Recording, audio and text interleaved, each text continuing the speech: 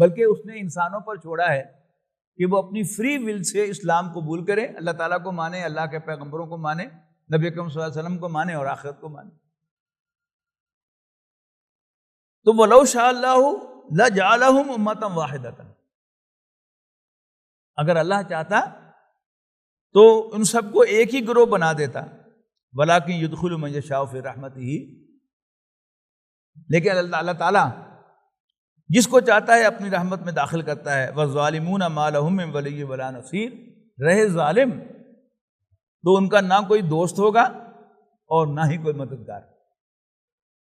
ام اتخذوا من دونہ اولیاء، کیا یہ اللہ کو چھوڑ کر اوروں کو کارساز بناتے ہیں، دوست بناتے ہیں؟ فاللہ هو الولی، حالانکہ کارساز تو اللہ ہی ہے۔ وَهُوَ يُحْيِي الْمَوْتَى، اور وہی مردوں کو زندہ کرے گا۔ وَهُوَ عَلَىٰ كُلِّ شَيْءٍ قَدِيرٌ، اور وہ ہر چیز پر قادر ہے۔